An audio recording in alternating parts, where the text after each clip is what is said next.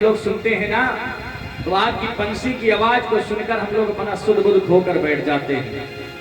हे प्रभु, इसी तरह से आप बंसी बजाते रहो और हम नृत्य करते रहें। समस्त गोपियां नृत्य करने लगी और जय जयकार करने लगी।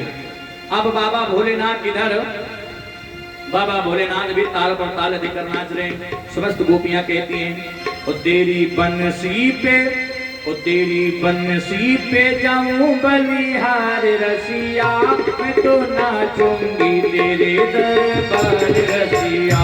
तेरी बंसी पे जाऊं बलिहार रसिया, मैं तो नाचूंगी तेरे दरबार रसिया। तेरी बंसी पे जाऊं बलिहार रसिया, मैं तो नाचूंगी तेरे दरबार रसिया। तेरी बंसी पे जाऊं बलिहार रसिया, मैं तो नाचूंगी तेरे दरबार रसिया। मैं तो नाचूंगी तेरे दरबार रसिया, मैं तो नाचूंगी तेरे दरबार रसिया। ओढ़ के आई मैं तो लाल चुनरिया, ओढ़ के आई मैं तो लाल चुनरिया, ओढ़ के आई मैं तो लाल चुनरिया, ओढ़ के आई मैं तो लाल चुनरिया। मटकी उठा के मैं तो बनी रे गुजरिया, मटकी उठा के मैं तो बनी रे गुजरिया, मटकी उठा के मैं तो बनी रे गुजरिया, मटकी उठा के मैं तो बनी रे गुजरिया। मैं तो कर आई सुला सिंगार रसिया, मैं तो नाचूंगी तेरे दरबार रसिया। मैं तो कर आई सुला सिंगार रसिया, मैं तो नाचूंगी तेरे दरबार रसिया। तेरी बंसी पे, तेरी बंसी पे जाऊं बलिहार रसिया, मैं तो नाचूंगी तेरे दरबार रसिया। तेरी बंसी पे जाऊं बलिहार रसिया, मैं तो नाचूंगी तेरे दरबार रसिया। ताली बजाते हुए झूमते हुए हरि बोल, नाथ बिहारी सरकार की।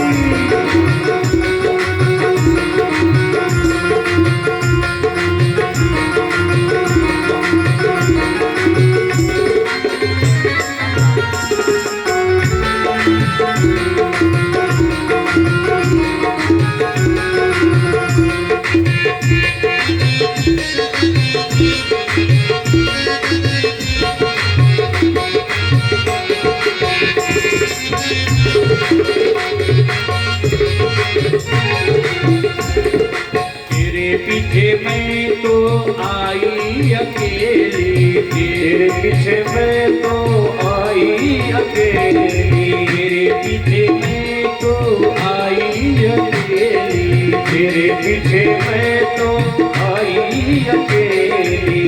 बड़े रूप की नई नवेली, बड़े रूप की नई नवेली, बड़े रूप की नई नवेली, बड़े गोप की नई नवेली।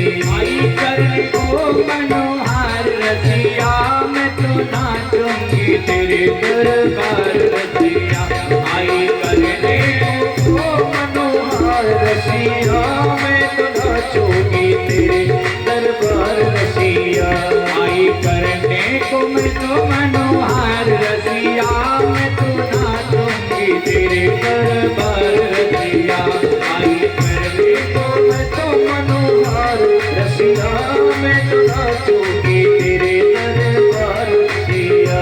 तेरी बंसी पे जाऊं बलिहार रसिया, मैं तो नाचूंगी तेरे दरबार रसिया। तेरे बंसी पे जाऊं बलिहार रसिया, मैं तो नाचूंगी तेरे दरबार रसिया।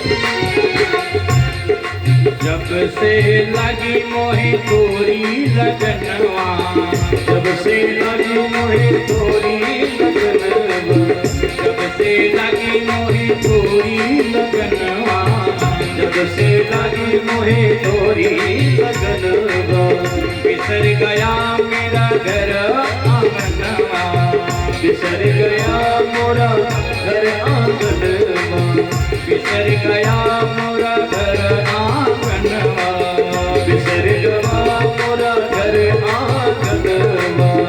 मैं तो छोड़ आई सारा संसार रसिया, मैं तो नाचूंगी तेरे दरबार रसिया, मैं तो छोड़ आई सारा संसार रसिया, मैं तो नाचूंगी तेरे दरबार रसिया।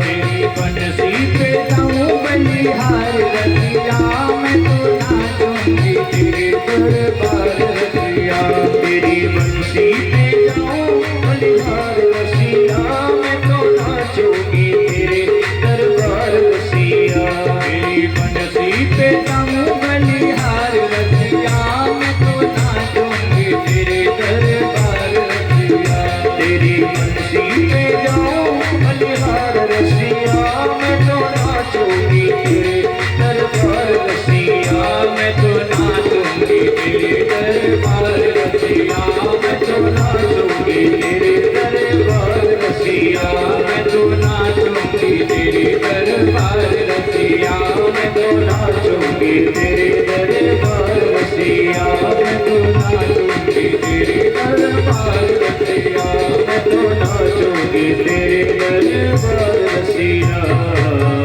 बोले वृंदावन बिहारी लाल की जय, रास बिहारी सरकार की जय, महाराज की जय। और ऐसा कहकर समस्त गोपियां भगवान के साथ नाचने लगी।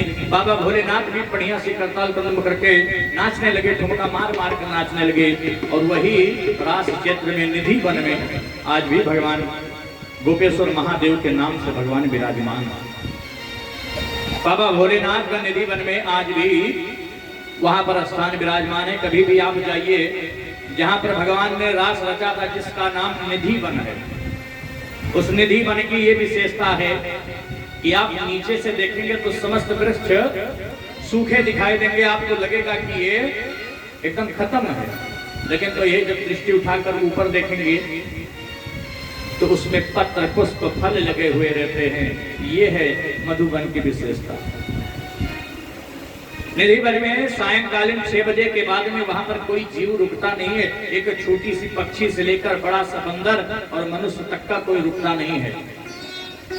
पक्षी भी वहां से भागने लगते हैं जैसे 6 बजने वाला होता है। और जैसे ही गेट बंद होता है, भगवान आज भी वहां पर आकर रास रचते हैं। ये वृंदावन की महिमा बताई गई है प्यारे। भगवान ने बड़ा ही दिव्य रास रचा, लोगों समस्त गोपियों के मनोरथ को सिद्ध किया। इधर सुनत नारद मन में विचार कर रहे हैं कि कन्हैया कब आवेंगे और कब कंस को मारेंगे, इसका कुछ पता नहीं है। कंस का अत्याचार बढ़ता ही जा रहा है। नारद जी महाराज कंस के पास पहुंच गए भैया, और कंस से कहा, अरे राजन, तुम अपने काल को मारने का कोई उपाय क्यों नहीं ढूंढते हो? कंस ने कहा, हे प्रभु मैं क्या बताऊं, हमने इतने राक्षसों को भेजा, इतनी योजनाएं बनाई, पर सब योजनाओं में मैं फेल हो गया। वो तो सब राक्षसों को मार देता। नारद जी ने कहा, अरे भैया, हर कोई अपने घर में शेर होता है, यदि मारना ही है तो उसे यहाँ पर क्यों नहीं बुला कर मार देते हो? कंस ने कहा कि अरे देव ऋषि, मैं उनको यहाँ पर कैसे बुला सकता हूँ? वो मेरे कहने पर आएंगे थोड़े। नारद जी ने कहा, आप एक बड़ी से विशाल सी यज्ञ की आयोजन कीजिए, एक बड़े विशाल यज्ञ की रचना कीजिए, और उसी यज्ञ में निमंत्रण के तौर पर कृष्ण और बलदाऊ को बुला लीजिए, और जब यहाँ पर आ जाएगा तो उसे मारने में आसानी हो जाएगी। हमने एक दिन और बताया था, मूर्ख और शंख को जितना फूंको वो उतना ही बजता है प्यारे। नारद जी महाराज की बातें कंस के मन में बैठ गई, और रात्रि काल में ही श्री अक्रूर जी महाराज के पास पहुंच गए। गुरु जी महाराज के चरण के पास बैठकर निवेदन करने लगे, गच्छनंद ब्रजा तत्र सुतावान कंदुंदवे आसते तविनीना रथानाय च